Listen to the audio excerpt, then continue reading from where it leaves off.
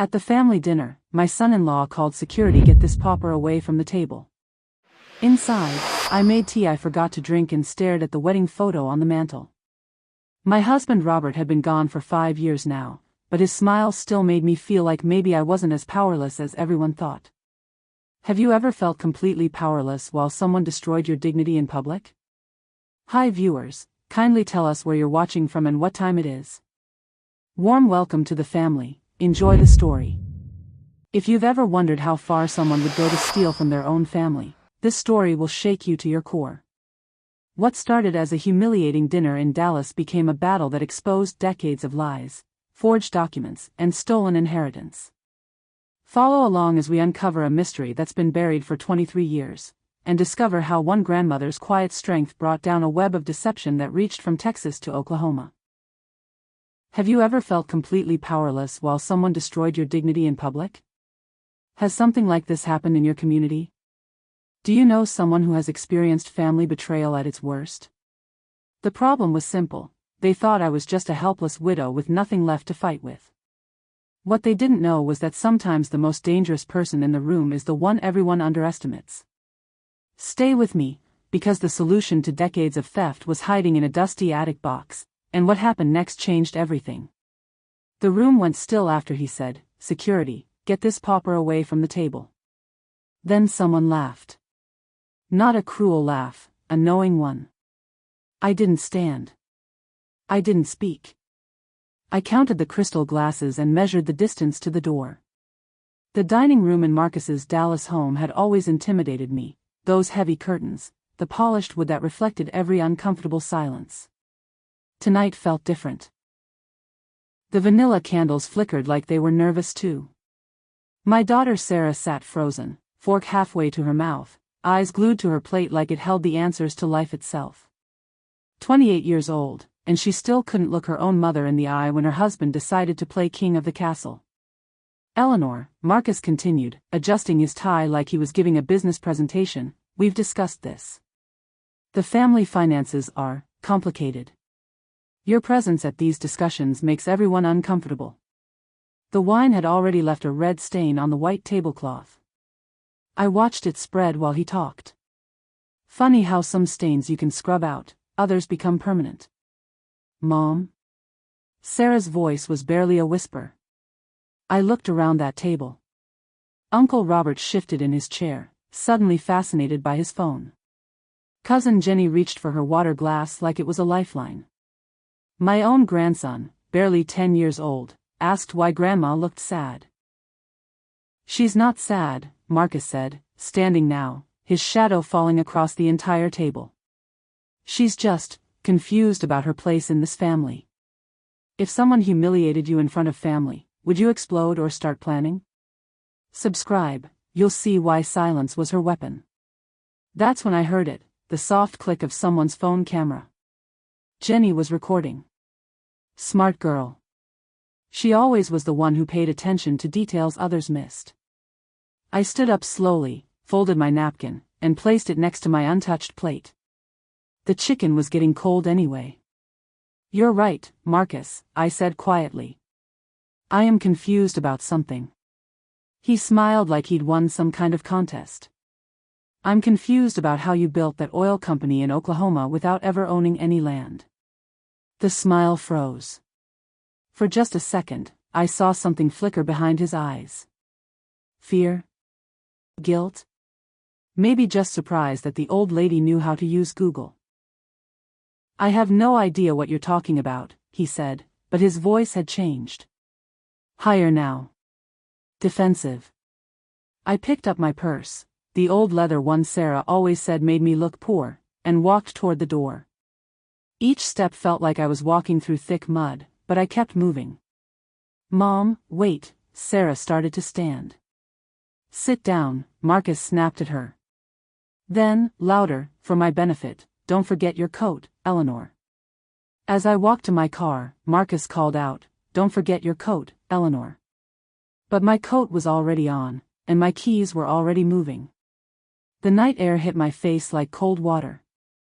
I sat in my old Honda for 5 full minutes before turning the key. Not because I was upset. Because I was thinking. 23 years. That's how long Marcus had been part of this family. 23 years of birthday parties and Christmas mornings, of me babysitting his son while he built his business empire. 23 years of him calling me Eleanor instead of Mom. The drive back to Arkansas took 4 hours. 4 hours of dark highway and radio static and one thought playing on repeat: how does someone with no money and no land end up owning oil rights in Oklahoma? I pulled into my driveway at midnight. The porch light was burned out again, but I didn't need it.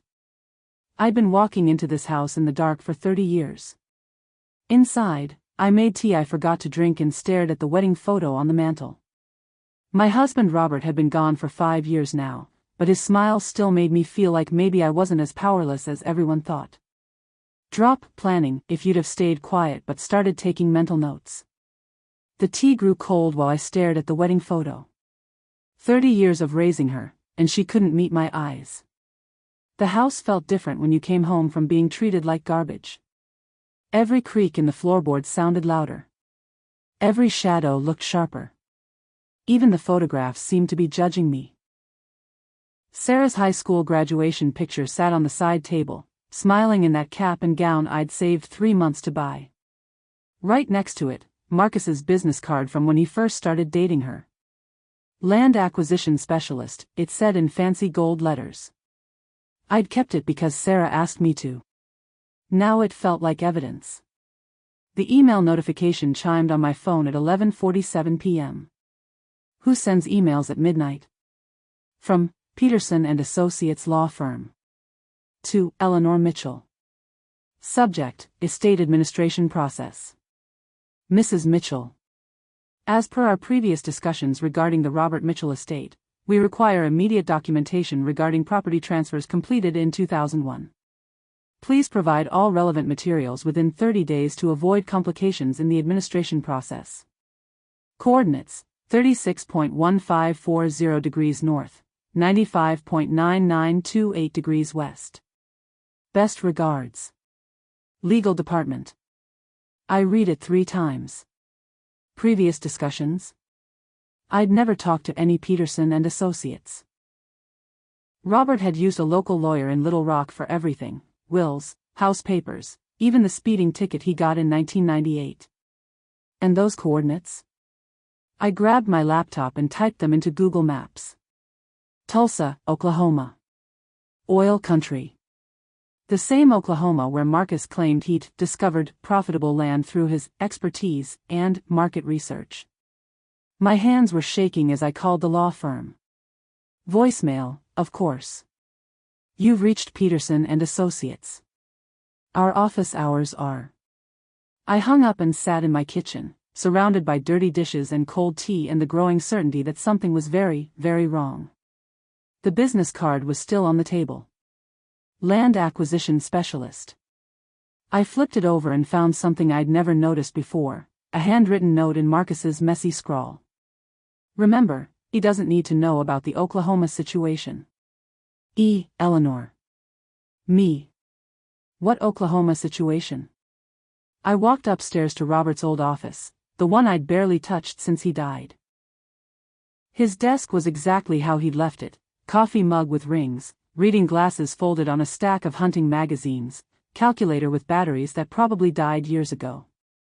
But tucked under the desk lamp was an envelope with my name on it. Robert's handwriting.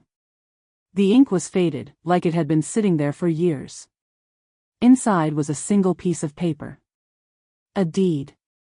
Property in Tulsa, Oklahoma.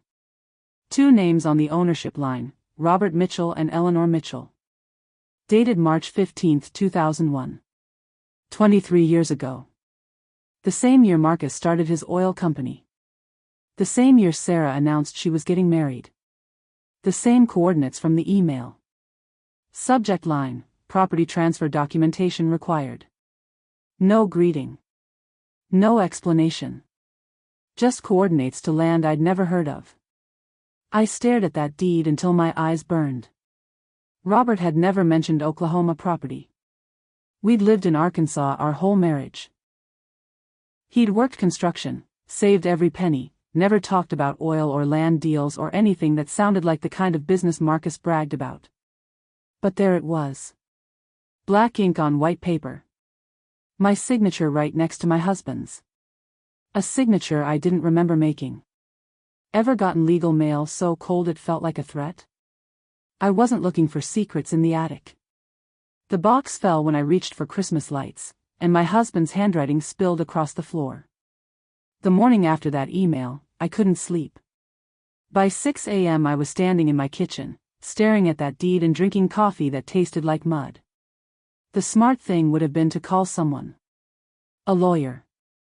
Sarah, maybe. Anyone with more education than a woman who'd spent her life raising kids and keeping house. But something about Marcus's smug face from dinner kept playing in my head. The way he'd said, pauper, like it was my first name. The way Sarah had looked ashamed, not of him, but of me. So I went looking for answers in the only place Robert might have hidden them. The attic ladder groaned under my weight. 68 years old and climbing into dusty spaces I hadn't touched since Robert passed. The floorboards up there were uneven, and cardboard boxes sat stacked like a fort of forgotten memories. Christmas decorations. Sarah's baby clothes. Robert's military uniform from his 2 years in the National Guard.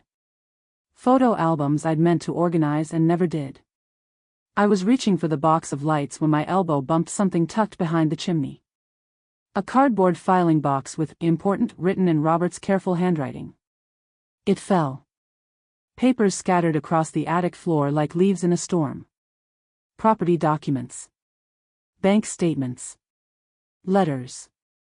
And at the center of it all, a manila envelope marked, "If something happens to me." My hands were shaking as I opened it. Inside, 3 documents that changed everything. First, the original property deed for the Oklahoma land. Not the copy I'd found downstairs, the original, with a notary seal and everything. But this one had notes scribbled in the margins. Robert's handwriting: "Marcus doesn't know about Eleanor's share. Keep it that way until she's ready." My share? Ready for what? Second, a handwritten letter from Robert to me, dated just 2 months before he died. "Eleanor, if you're reading this, someone's trying to cheat you out of what's rightfully yours. I bought this land as an investment for our retirement, but put both our names on it in case something happened to me. I never told Marcus because I didn't trust him. If he ever tries to claim this land or profit from it without including you, this box has everything you need to fight back. The oil rights alone are worth more than our house. Don't let them make you feel small. Love, Robert." Oil rights? Worth more than our house. This one box changed everything. Subscribe so you don't miss when paper trails expose family secrets. Third, a folder full of bank records showing payments. Monthly checks made out to something called Tulsa Energy Holdings, starting in 2002. The amounts were small at first, $50, $100. But by 2018, they'd grown to thousands. All signed by someone named Marcus Peterson. Peterson.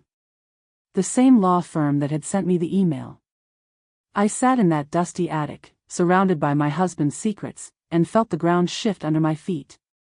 Marcus hadn't built his oil company through expertise or market research. He'd built it on land that belonged to me. Land I'd never known I owned. Oil rights that had been paying him for 20 years while he called me a pauper at family dinners. The deed was signed 23 years ago. Marcus's company was built on this exact land, and my name was right there as co-owner. I gathered every paper, every receipt, every scrap of evidence Robert had saved. Whatever he'd been protecting me from, I was about to walk straight into it. But first, I needed help from someone who understood how to turn old papers into modern justice. What would you do with proof your family had been lying for decades? He read the deed without speaking. His finger stopped at my signature, then traced it twice more. James Crawford had been Little Rock's quietest lawyer for 30 years. The kind of man who kept his office above the hardware store and never charged more than his clients could afford. Robert had used him for simple things: property transfers, will updates, the legal stuff that regular people need but can't afford to mess up. I'd called his office at 8 a.m. sharp. "Mrs. Mitchell," his voice was gentle but alert. "It's been a while. How can I help you?" "James, I need someone to look at some papers. Someone I can trust not to make this more complicated than it needs to be." By 10 a.m. I was sitting across from his old wooden desk, watching him examine every page I'd brought from Robert's secret box. His reading glasses reflected the morning light coming through dusty windows that probably hadn't been cleaned since the Clinton administration. The cafe next door to his office was called Martha's Kitchen, the kind of place where the coffee was always fresh and the waitresses knew your order before you sat down. We'd moved there after an hour in his office because James said he thought better when he wasn't surrounded by law books. "Eleanor," he said finally, setting the deed down next to his coffee cup. "Do you understand what this means?" "I understand that my husband owned land I never knew about. And I understand that Marcus has been making money from it without telling me." James nodded slowly. "It's more than that. According to these bank records, the oil rights on this property have been generating significant income for over 20 years. Income that, legally, belongs half to you." He pulled out a yellow notepad and started writing. "But here's what concerns me. Look at this signature witness list." I leaned forward. 3 names I'd never heard of: David Chen, Patricia Williams, James Foster. "I've been practicing law in Arkansas for 3 decades, James said. I know every notary public, every legal witness, every person qualified to validate a property transfer of this size. I've never heard of any of these people." My stomach dropped. "What does that mean?" "It means we need to verify whether these witnesses actually exist. Whether they were present when you signed this document. Whether you were even present when this document was signed. Screenshot those witness names mentally, you'll see why they matter." James tapped his pen against the notepad. "Eleanor, I need to ask you directly, do you remember signing this deed?" I thought about it. Really thought. March 15, 2001. Sarah was planning her wedding. I was working part-time at the grocery store, trying to save money for the reception. Robert was picking up extra construction jobs, staying late, coming home tired and covered in dust. "No," I said quietly. "I don't remember signing anything like this." That's what I thought. James made another note. "Here's what we're going to do. First, we're going to contact the Oklahoma Secretary of State's office and verify these witnesses. Second, we're going to request the original notarization records. Third, we're going to trace every payment made from this property to Marcus's company." He looked at me over his glasses. "But Eleanor, I need to warn you, if what I suspect is true, this isn't just about money. This is about document fraud. Forgery. Possibly theft of a significant scale." "How significant?" James pulled out his calculator and started adding numbers from the bank statements. After a few minutes, he turned the display toward me. "Based on these payment records and current oil prices, your half of this property is worth approximately $2.3 million. 3 witnesses signed that transfer. 2 of them never met my husband. The third one died in 1998. I sat back in that cafe chair, surrounded by the smell of fresh coffee and fried eggs, and realized that Marcus hadn't just stolen my dignity at that dinner table. He'd stolen my entire future. What would you do with proof your family had been lying for decades? The county clerk remembered the day clearly. Young man, expensive suit, kept checking his phone while she signed. James had given me homework. 3 phone calls to make, 3 witnesses to track down. Start with the county records office in Tulsa, he'd said. If these people witnessed your signature, there should be backup documentation. By Thursday morning, I was dialing Oklahoma from my kitchen table, surrounded by coffee cups and legal papers that were starting to feel like battle plans. Tulsa County Records, this is Betty speaking. Hi Betty, I'm trying to verify some witnesses on a property deed from 2001. The names are David Chen, Patricia Williams, and James Foster. A pause. Keyboard clicking. Ma'am, I've been working this office for 15 years, and before that I worked for the State Notary Commission. I don't recognize any of those names as registered witnesses in Tulsa County. My stomach tightened. Are you sure? Let me check our database going back to 1995. More clicking. No David Chin. No Patricia Williams. We do have a James Foster, but he passed away in 1998. 3 years before my deed was supposedly signed. Ma'am? You still there? Yes, sorry. Can you tell me what backup records you might have for property transfers on? I read her the coordinates James had written down. Oh, that property. I remember that transaction. Let me pull the file. My hands were shaking as I waited. Here it is. March 15, 2001. But ma'am, this is interesting. We have a note here from the processing clerk. Says there was some confusion about the signing process. What kind of confusion? Well, according to our records, a young man came in with the completed paperwork. Said his mother-in-law had already signed it at home because she was too sick to travel. He provided medical documentation and everything. Marcus. It had to be Marcus. The clerk noted it was unusual, but the paperwork looked legitimate, and the man seemed to know all the details about the property and the owners. Family betrayal happens quietly. Subscribe, recognize the patterns before it's too late. Betty, do you still have those medical records on file? Let me see. Yes, we do. Dated March 10, 2001. From a Dr. Patricia Williams in Little Rock, Arkansas. Says Eleanor Mitchell was recovering from pneumonia and unable to travel for legal appointments. My coffee cup hit the table harder than I meant it to. Betty, I was never sick in March 2001. I worked every day that month at the grocery store. And I've never had pneumonia in my life. Silence on the other end. Ma'am, are you saying those medical records were fake? I'm saying I was never treated by any Dr. Patricia Williams. And I certainly never signed any property deed in March 2001. Betty's voice got quieter. Ma'am, if what you're telling me is true, this is a serious matter. You might want to contact law enforcement. After I hung up, I sat in my kitchen staring at that list of witness names. David Chin didn't exist. Patricia Williams, fake doctor who provided fake medical records. James Foster died 3 years before he supposedly witnessed my signature. Marcus hadn't just forged my name. He'd created an entire fictional story to cover his tracks. Complete with fake medical records and dead witnesses. My phone rang. James Crawford. Eleanor, I just got off the phone with the Oklahoma Secretary of State. We need to meet. Did you find something? I found everything. Can you drive to Little Rock this afternoon? And Eleanor, bring everything Robert left you. We're going to need it all. The signing video exists. Eleanor wasn't in the room. The drive to James's office felt like traveling through thick fog. Every mile brought new questions. How long had Marcus been planning this? Did Sarah know? Had my own daughter watched her husband steal from me for 20 years without saying a word?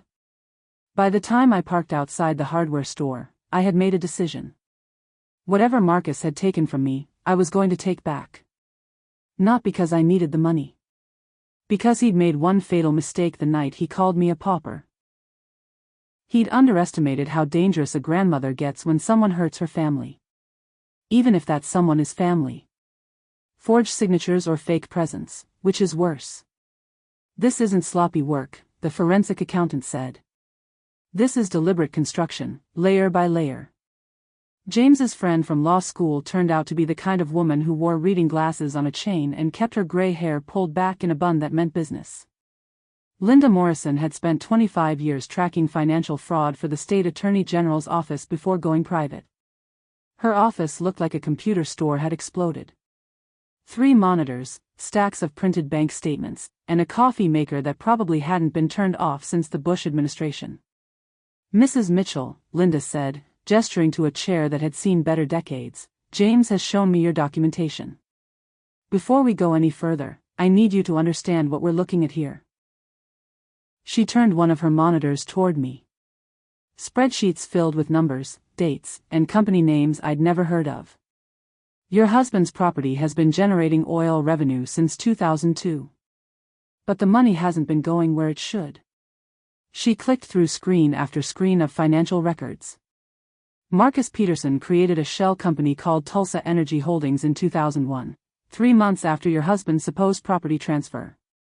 That company has been collecting your share of the oil payments for 21 years. How much money are we talking about?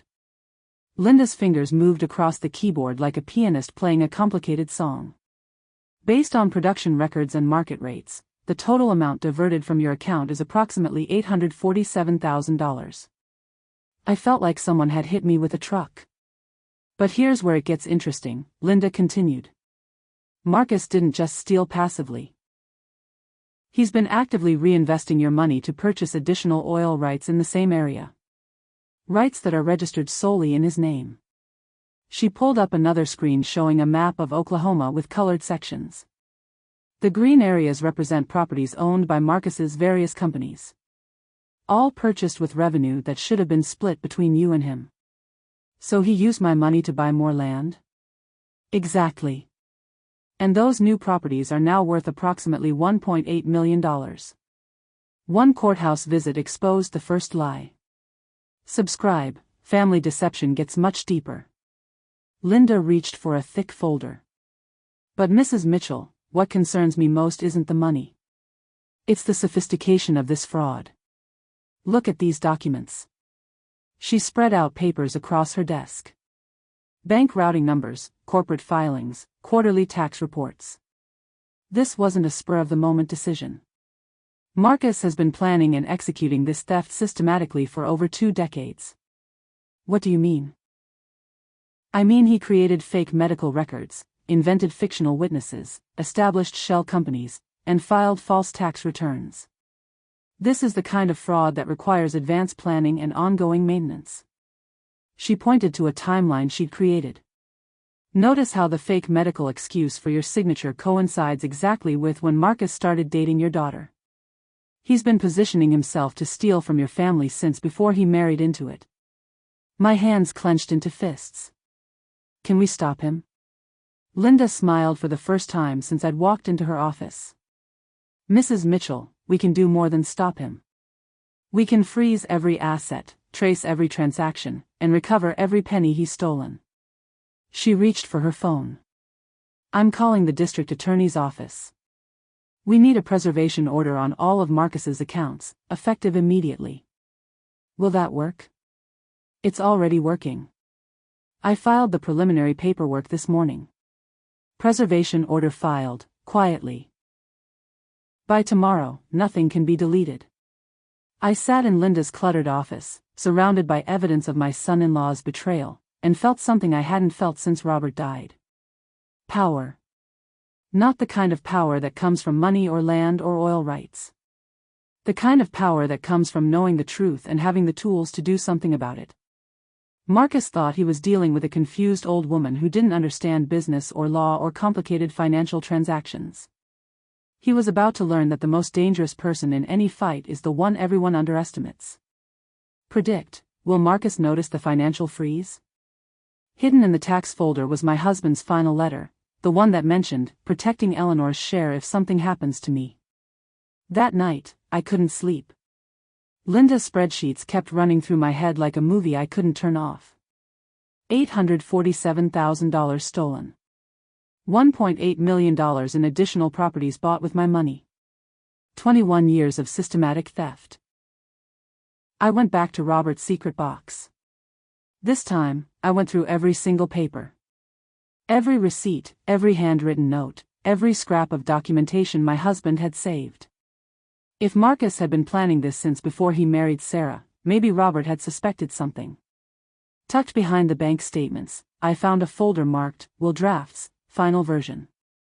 Inside were 3 different versions of Robert's last will and testament, each dated months apart. The first version was simple. Everything goes to Eleanor, with a provision for Sarah to inherit after I passed away. Standard stuff. The second version, dated 6 months later, included specific language about the Oklahoma property. Eleanor Mitchell shall retain full ownership and control of all oil rights and property located in Tulsa County, Oklahoma, regardless of any prior agreements or transfers. But it was the third version that made my hands shake. Written in Robert's careful handwriting across the top. Marcus said he'd handle the property transfers and legal paperwork. He doesn't need to worry about complicated business matters. Made things simpler. Simpler for who? Clipped to this version was a handwritten letter I'd never seen before. Eleanor, if you're reading this, I made a terrible mistake trusting Marcus with our legal affairs. I signed papers I didn't fully understand because he said they would protect you from tax complications. By the time I realized what I'd done, I was too sick to fight it and too ashamed to tell you. The Oklahoma property was supposed to be our retirement security, bought with money I saved from 20 years of overtime and weekend jobs. I put both our names on the deed because I wanted you to be protected no matter what happened to me. If Marcus ever tries to claim full ownership or exclude you from decisions about this property, use the documents in this box. I should have been stronger. I should have protected you better. Don't let them make you feel small like I did. All my love, Robert. Her husband predicted this betrayal years ago. Subscribe so you catch the warning signs others miss. I read that letter 5 times. Each time, the pieces fit together a little more clearly. Robert hadn't willingly signed away my rights to the Oklahoma property. He'd been manipulated by Marcus into signing papers he didn't understand. Papers that gave Marcus control over assets that belonged to both of us. My husband had spent his final months knowing he'd been cheated, too ashamed to tell me, too sick to fight back. But he'd saved everything. Every document, every receipt, every piece of evidence I'd need to prove what really happened. I made copies of everything. The original will drafts. Robert's letter. The property records showing both our names. By morning, I had 3 complete sets, one for James Crawford, one for Linda Morrison, and one hidden in my safety deposit box at the bank. Marcus thought he'd covered his tracks by manipulating a dying man and forging a widow's signature.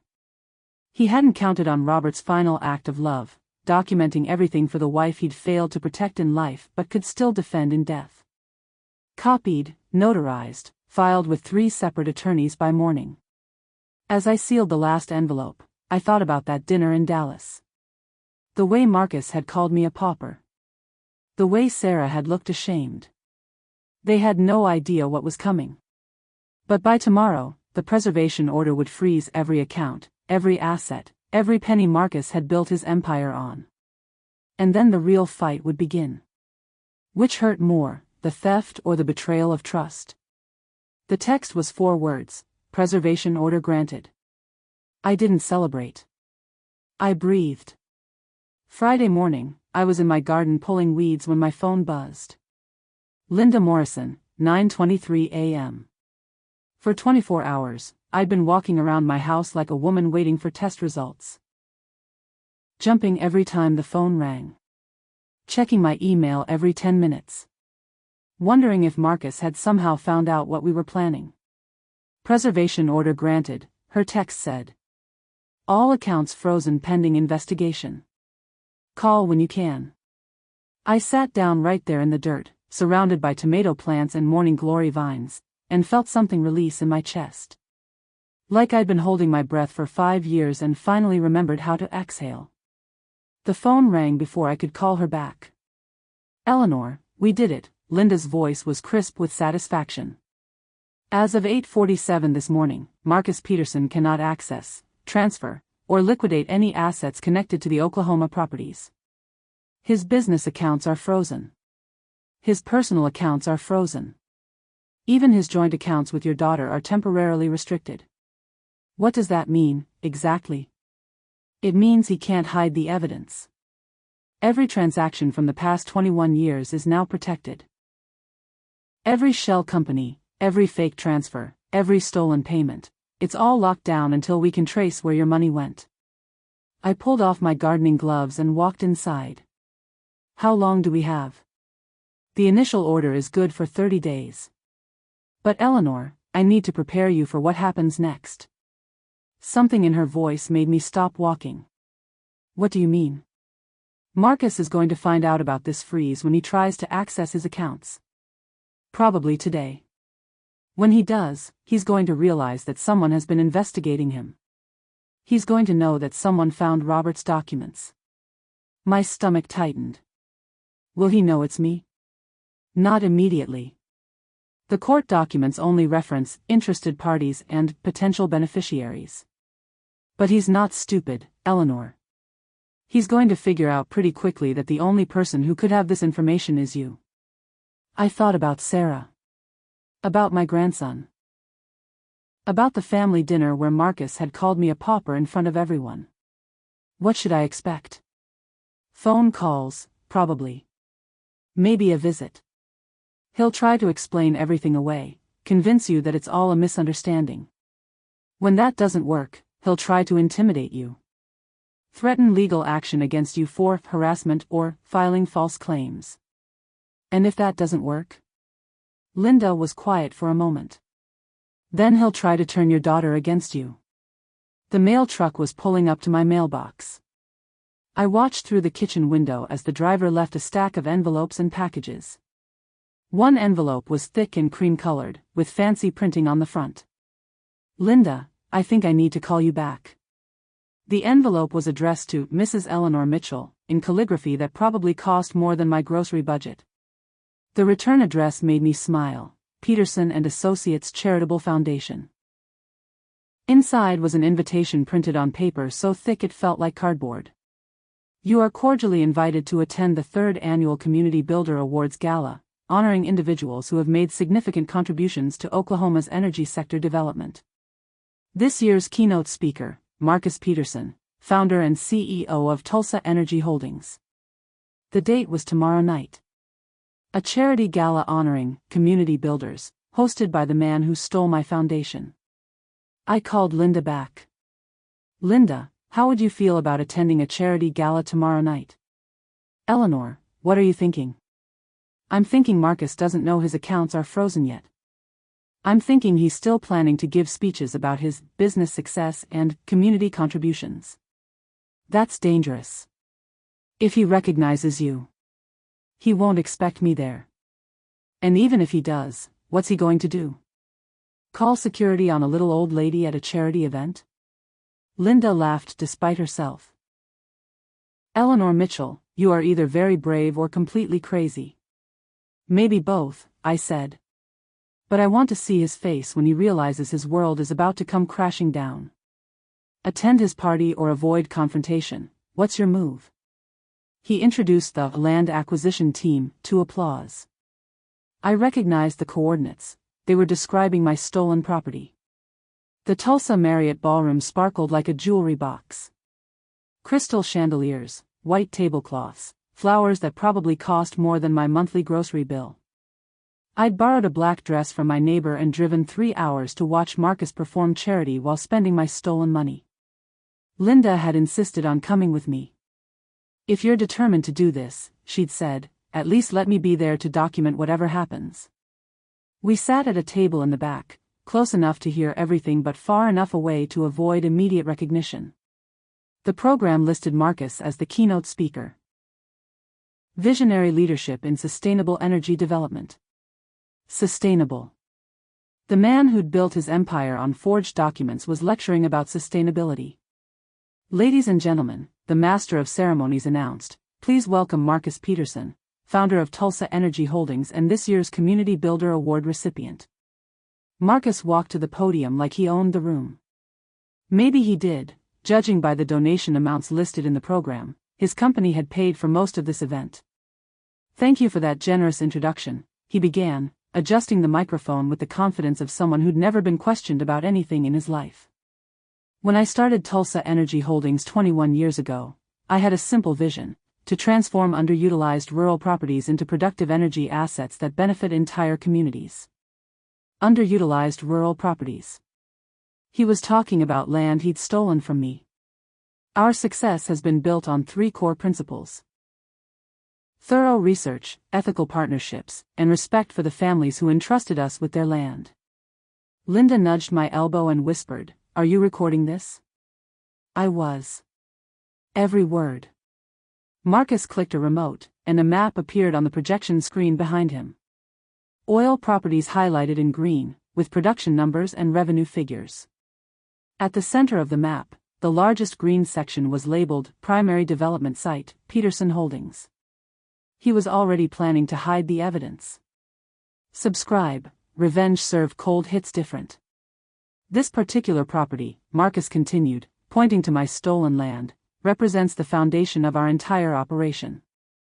Acquired through careful negotiation with local families who understood the long-term benefits of energy development partnerships.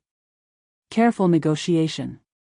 With a dying man and a forged signature. The original landowners were elderly, and frankly, not equipped to manage the complexities of modern energy production. By streamlining the ownership structure, we were able to maximize productivity while ensuring fair compensation for all parties involved. Fair compensation. For 21 years, I'd received $0 while he'd collected nearly $1 million in revenue from my property. A woman at the table next to us leaned toward her husband. "Isn't it wonderful how he takes care of those old folks who don't understand business?" I gripped my water glass so tightly I thought it might shatter. Marcus was warming up now, gesturing broadly as he described his community partnerships and family-centered approach to energy development. "Next month, we'll be announcing our largest expansion yet," he said. "We're finalizing the acquisition of additional properties that will triple our current production capacity." He clicked the remote again. A timeline appeared showing planned acquisitions through the end of the year. The liquidation date was right there on the screen, December 15th, Legacy Property Consolidation, Final Phase. He was planning to sell everything. My original property, the additional land he'd bought with my money, the oil rights that should have been split between us, all of it liquidated into one massive sale before anyone could trace the ownership back to me. The liquidation date matched my husband's death certificate, almost to the day.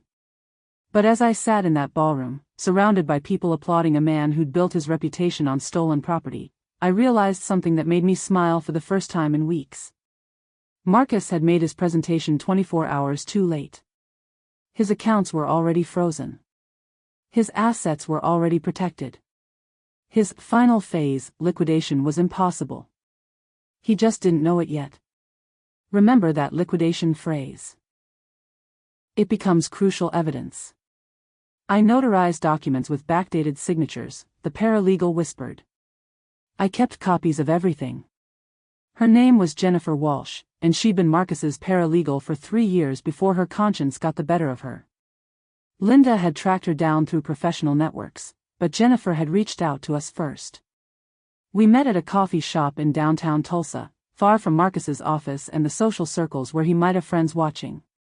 Jennifer was young, maybe 25, with nervous hands and the kind of pale complexion that comes from losing sleep over guilt. "I need you to understand," she began, stirring her coffee without drinking it. "I didn't know what I was doing was illegal when I started. Marcus told me it was standard practice for complex property transfers." Linda had her recorder app running. "Tell us about the documents you notarized." Jennifer reached into her purse and pulled out a manila folder. "I made copies of everything before I quit. Property deeds, medical releases, witness affidavits. All of them with signatures that were unusual." "Unusual how?" I asked. "The handwriting didn't match. I'd been trained to spot signature irregularities, and these were obvious. But when I asked Marcus about it, he said the clients were elderly and their handwriting had changed due to medical conditions." She opened the folder and spread out photocopies of documents I recognized. The Oklahoma property deed. The fake medical release from the fictional Dr. Patricia Williams.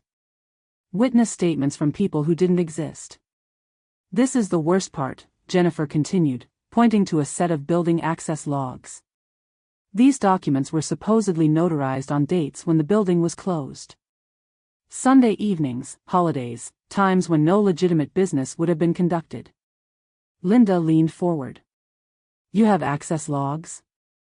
The building requires keycard entry after hours. Every entry is recorded with date, time, and employee ID number.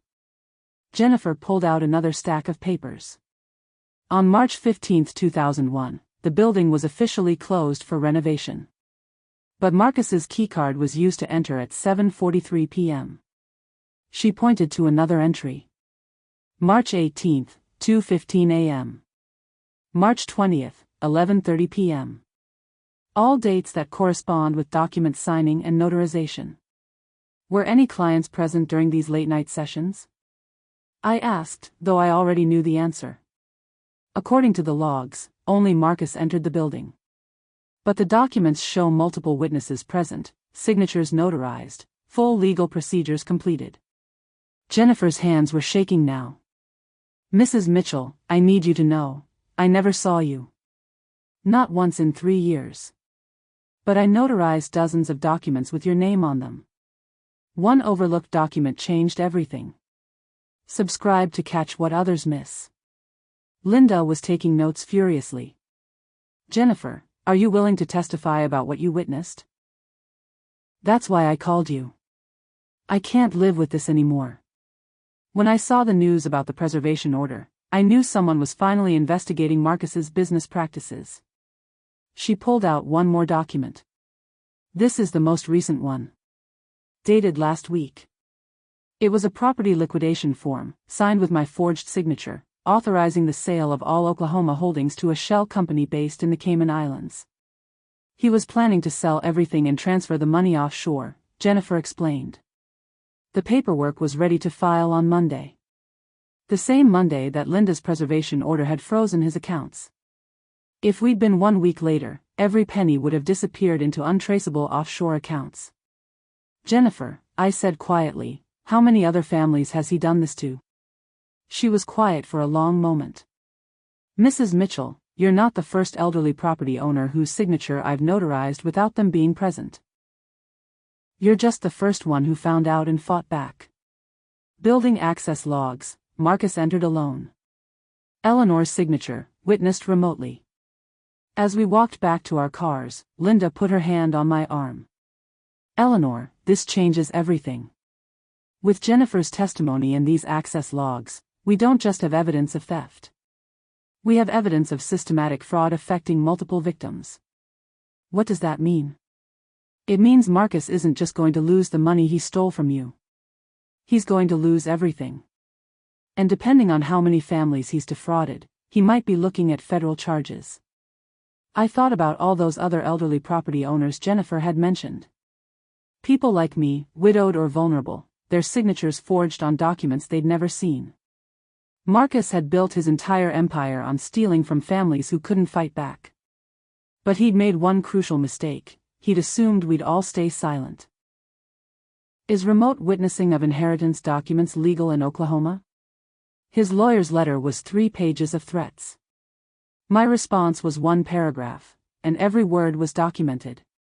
The letter arrived on a Tuesday morning, delivered by a courier who made me sign for it like I was receiving nuclear secrets. Heavy cream paper, embossed letterhead, the kind of legal presentation that's designed to intimidate before you even read the first sentence.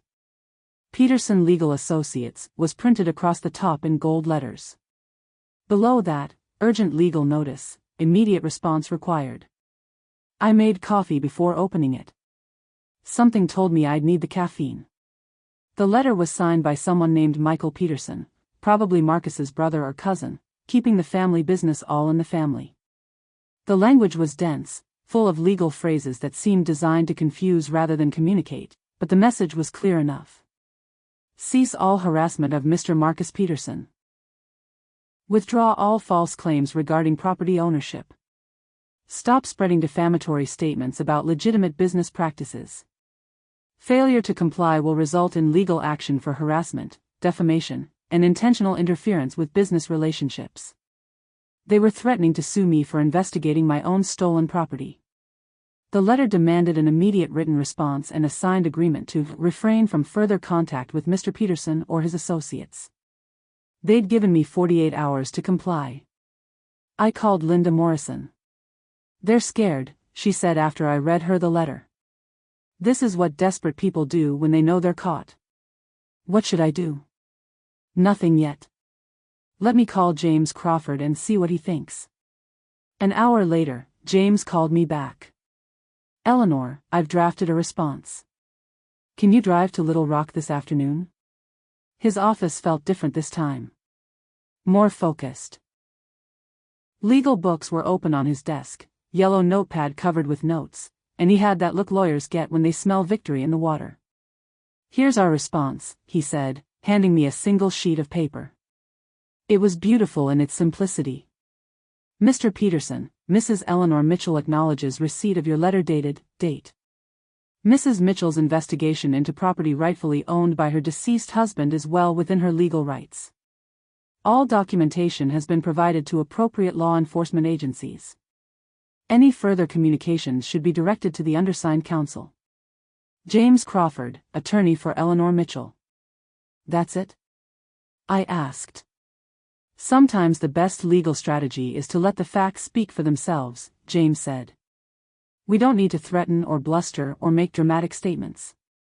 We have Jennifer Walsh's testimony, the building access logs, the forged signatures, and the preserved financial records. Ever been told to back down when you held all the cards? Subscribe, this gets satisfying. He reached for another folder.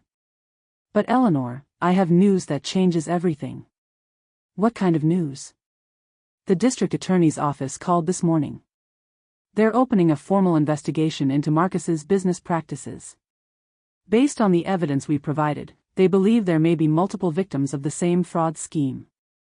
My hands were shaking as I held that letter. Not from fear. From the realization that after 5 years of being treated like I didn't matter, someone was finally taking me seriously. What happens next? We send our response. Marcus will probably escalate, try to pressure Sarah, maybe attempt to contact you directly. But Eleanor, here's the thing, every move he makes now is being watched. Every phone call, every financial transaction, every attempt to hide or move assets. James leaned back in his chair. We've documented everything. Jennifer Walsh has agreed to testify. The forensic accountant has traced every stolen dollar. The building access logs prove he was alone when your signature was supposedly witnessed. And the other victims Jennifer mentioned? 3 families so far. Elderly property owners, similar circumstances, all with forged signatures on property transfers they never authorized. Forensic audit approved. Full financial investigation, authorized. As I drove home that afternoon, Marcus's threatening letter on the passenger seat next to me, I thought about how much had changed since the humiliating dinner in Dallas. Back then, I was just a confused old woman who didn't understand complicated business matters. Now I was the center of a federal investigation that was about to expose 20 years of systematic fraud. Marcus thought he could intimidate me into silence with legal threats and fancy letterhead. He was about to learn that the most dangerous opponent is the one who has nothing left to lose and everything to gain from telling the truth. Predict. Will Marcus try to settle or fight harder? The family meeting was called to discuss Eleanor's accusations. I handed each person their own copy of the evidence, in silence. Sarah's voice on the phone had sounded tired. Defeated. Mom, can you come to Dallas this weekend? We need to talk about all this legal stuff.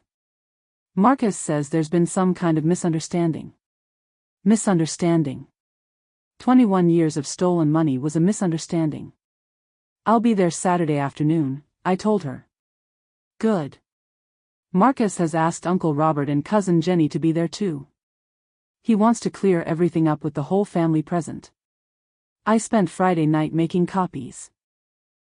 24 complete evidence packets, each containing Jennifer Walsh's testimony, the building access logs, the forged signature analysis, Linda Morrison's financial trace, and Robert's final letter explaining how he'd been deceived. Saturday morning, I loaded my car with boxes of documentation and drove to Dallas. The same dining room where Marcus had humiliated me 6 weeks earlier looked smaller somehow. Less intimidating. The heavy curtains and polished wood that had once made me feel like an intruder now felt like a stage where I was about to give the performance of my life. Sarah greeted me at the door with a hug that felt hesitant, like she wasn't sure whose side she was supposed to be on. "Mom, I'm glad you're here. Maybe we can finally get this sorted out." Marcus was already seated at the head of the table, wearing a navy suit and the kind of confident expression that said he'd been preparing for this moment. Uncle Robert and Cousin Jenny sat on opposite sides, looking uncomfortable but curious. "Eleanor," Marcus said, standing as I entered. "Thank you for coming. I think we can resolve this whole situation quickly once everyone understands the facts." I set my boxes of evidence on the side table and took the chair directly across from him. "I'm sure we can." Marcus had prepared a presentation. PowerPoint slides on his laptop, printed financial statements, legal documents spread across the table like he was conducting a board meeting. "As you all know," he began, "Eleanor has made some serious accusations about my business practices. I've asked you here today to review the actual facts and put these rumors to rest." He clicked through slides showing property acquisitions, revenue reports, legal compliance documentation. Everything looked professional, legitimate, carefully organized. "The Oklahoma properties were acquired through standard legal procedures," Marcus continued. "Eleanor was experiencing health issues at the time and signed the necessary paperwork with proper medical documentation and legal witnesses." I let him talk. Let him explain how everything was above board, how all procedures were followed, how any confusion was simply due to the complexity of modern business practices. When he finished, the room was quiet. "Are there any questions?" Marcus asked, looking around the table with the satisfaction of someone who believed he'd just won a debate. I reached into my boxes and pulled out the first evidence packet. "I have some questions," I said quietly, placing the packet in front of Sarah. "But first, I think everyone should see the actual facts." I moved around the table, placing identical packets in front of each family member. Uncle Robert. Cousin Jenny. Even Marcus. "Page 1, I said, returning to my seat. Jennifer Walsh's sworn testimony that she notarized documents with my signature when I was never present in the building.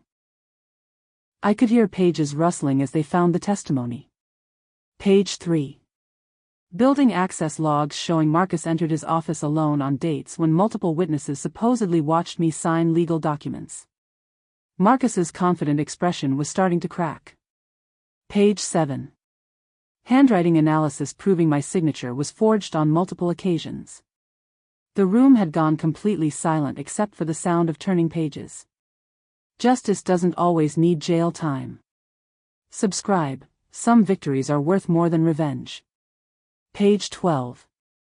Bank records showing $847,000 in oil revenue that should have been split between Marcus and me, but was instead diverted entirely to his shell companies.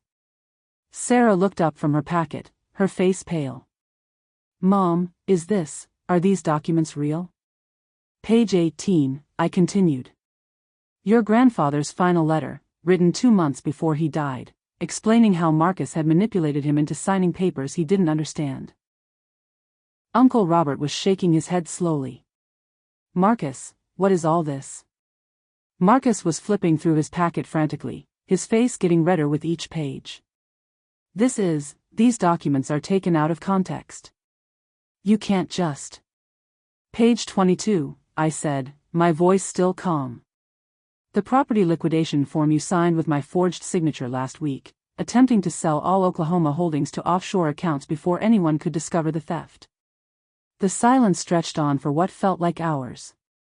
Finally, Sarah spoke. "Marcus, did you really do all this?" He looked around the table at faces that had gone from supportive to suspicious to something that looked like disgust. "I think," Jenny said quietly, "we need to postpone any family decisions until we can get an independent legal review of these documents." Vote postponed. Third-party mediator requested, by my daughter. As the meeting broke up, Sarah walked me to my car. For the first time in years, she looked at me the way she used to when she was little and needed her mother to make everything right.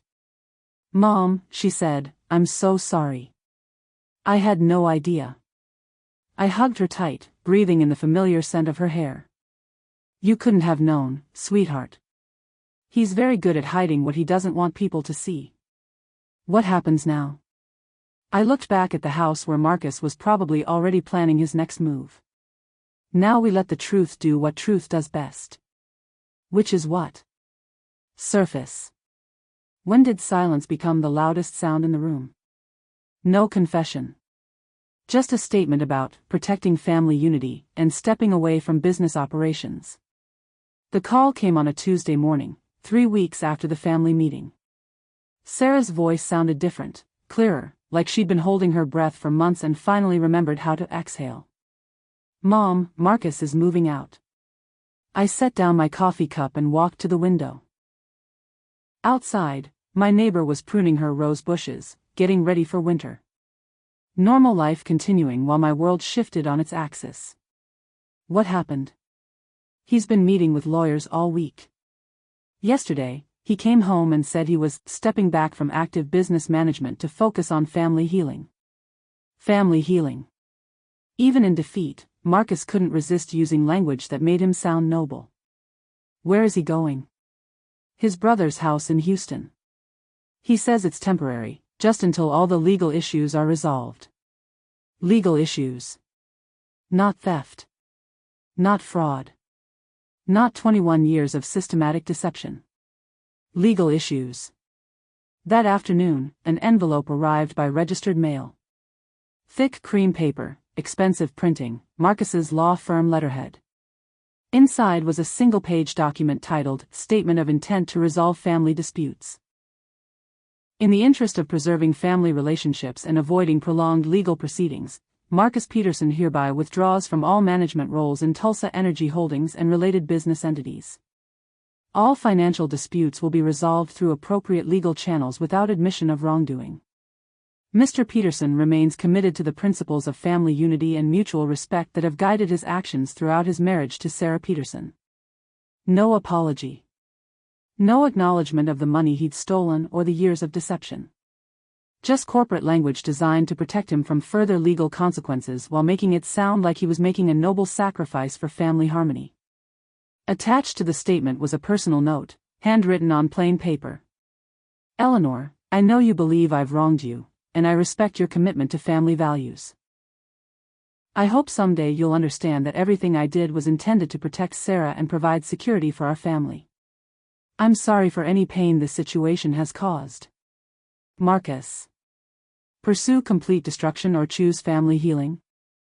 Sarah called again that evening. "Mom, there's something else. Marcus left an envelope for you. He said it was important." "What's in it?" "I don't know. It's sealed. He said you'd understand when you read it." The envelope arrived the next day.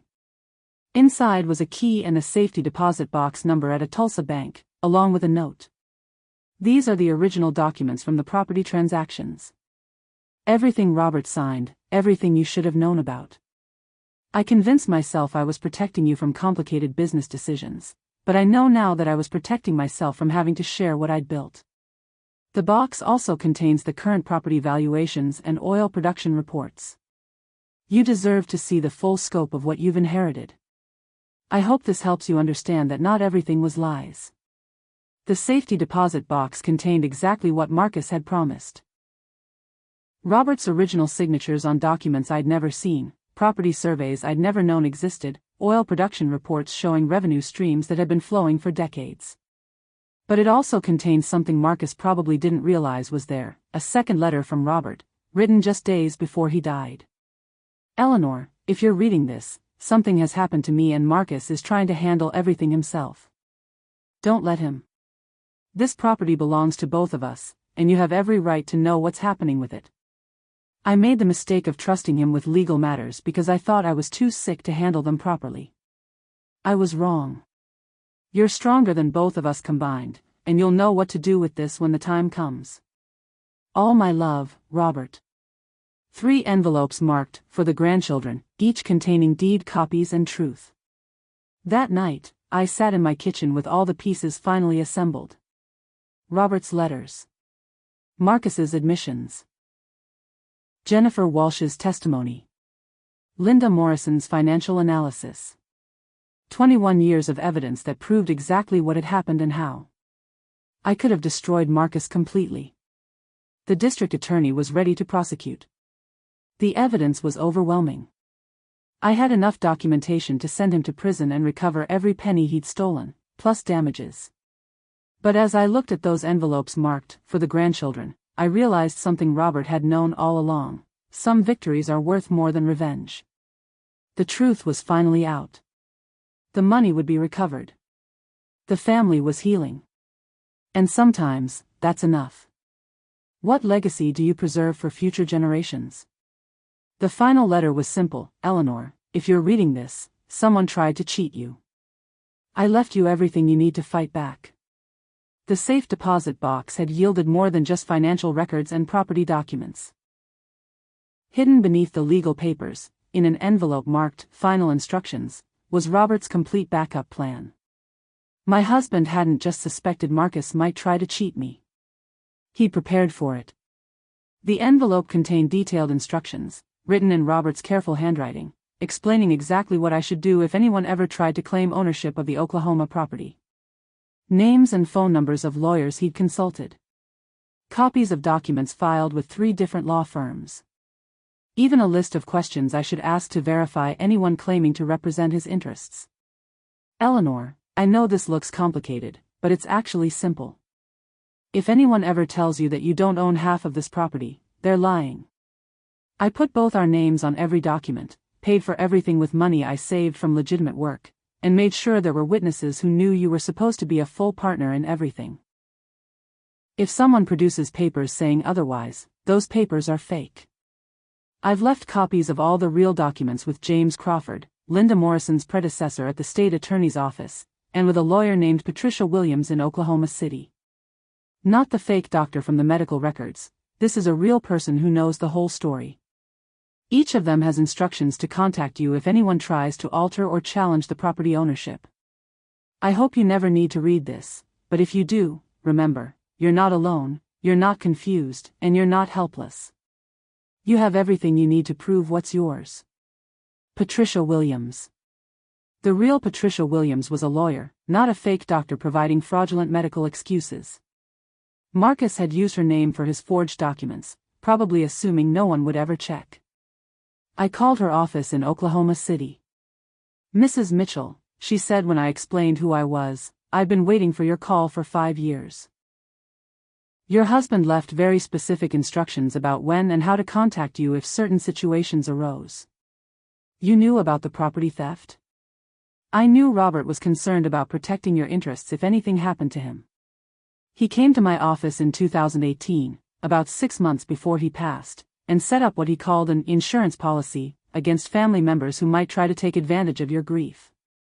Love conquering greed, marriage as partnership beyond death. She'd been monitoring the property records, watching for any unusual activity or attempts to transfer ownership without my knowledge. When Marcus filed the preservation order paperwork, her office had been automatically notified. "Mrs. Mitchell, your husband left detailed instructions about how to handle this exact situation. He also left something else." "What?" 3 sealed envelopes, marked "For the grandchildren." "He said if anyone ever tried to steal from you, the children should know the truth about their family history." The envelopes arrived by courier the next day. Each one contained age-appropriate explanations of what had happened, copies of the original property documents, and letters from Robert explaining the importance of honesty and integrity in family relationships. One for my 10-year-old grandson, written in simple language about how sometimes adults make mistakes and why it's important to tell the truth even when it's difficult.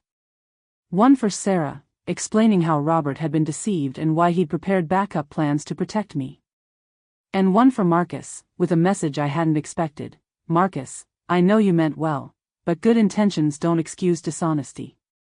Eleanor deserves better from all of us. I hope someday you'll understand that family strength comes from truth, not from protecting each other from it." Robert had seen it all coming. The manipulation, the forged documents, the years of stolen revenue. But instead of confronting Marcus directly, he'd built a safety net of truth that would catch me when I fell. Documents preserved as family history, not ammunition. That evening, I drove to the cemetery where Robert was buried. I sat beside his headstone and told him about everything that had happened. The discovery in the attic, the investigation, the family meeting, Marcus's withdrawal. You did it, I said to the quiet grass and fading sunlight. You protected me even when you weren't here to do it yourself. The wind rustled through the oak trees, and for a moment, I could almost hear his voice. You did the hard part, Eleanor. You found the courage to fight back.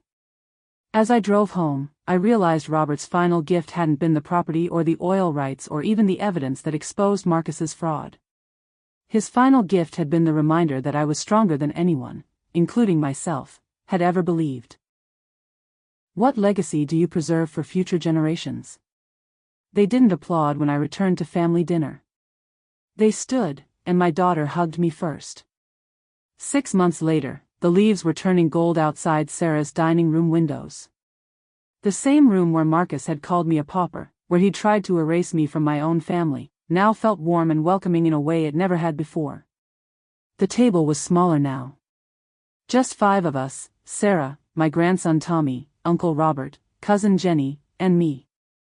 The chair at the head of the table, Marcus's old chair, remained empty, but I sat in the chair to its right. Not claiming his position, just claiming my own place in the family. Grandma, Tommy said, passing me the mashed potatoes, Mom says you owned an oil well and didn't know it. Sarah smiled. An oil well, Tommy. And yes, Grandma had property she didn't know about. That's so cool. Are we rich now? We're comfortable, I said, ruffling his hair. But more importantly, we're honest with each other. The settlement had been finalized the week before. Marcus had agreed to transfer full ownership of all Oklahoma properties to me, plus repayment of the $847,000 in diverted oil revenue, plus interest and legal fees. In total, nearly $1.2 million returned to where it belonged. But the money wasn't what made this dinner different from that terrible evening 6 months ago. What made it different was the way Sarah looked at me now. Not with embarrassment or pity, but with respect. The way she'd started calling me before making major decisions, asking my advice about Tommy's school and her job and the future she was building as a single mother. Mom, she said, cutting her roast beef, I got the final divorce papers yesterday. How do you feel about that? Relieved, mostly. It's been hard explaining to Tommy why his dad moved away, but I think he understands that sometimes adults make mistakes and have to face consequences. Jenny reached for her water glass. Have you heard from Marcus lately? Christmas card, Sarah replied. From Houston. He's working for his brother's construction company now. Says he's doing well. Uncle Robert cleared his throat. What he did was wrong, but I'm glad he didn't fight the settlement. Could have been much uglier. I thought about Marcus's final letter, the one that had come with the settlement papers. Eleanor, I know this doesn't make up for the years of deception, but I want you to know that your husband was right about you. You are stronger than any of us ever understood. I hope someday Tommy will be proud to have you as his grandmother. I already know Sarah is proud to have you as her mother. Real power is rebuilding what was broken, not destroying what's left. Subscribe for stories that choose healing over hatred. After dinner, Tommy helped me clear the table while Sarah made coffee. He was 10 now, old enough to understand more of what had happened without being scared by the adult complexities. Grandma, why didn't Grandpa tell you about the oil well when he was alive? I dried a plate and thought about how to answer.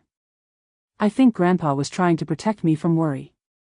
But sometimes protecting people from the truth ends up hurting them more than helping them. Is that why Dad had to move away?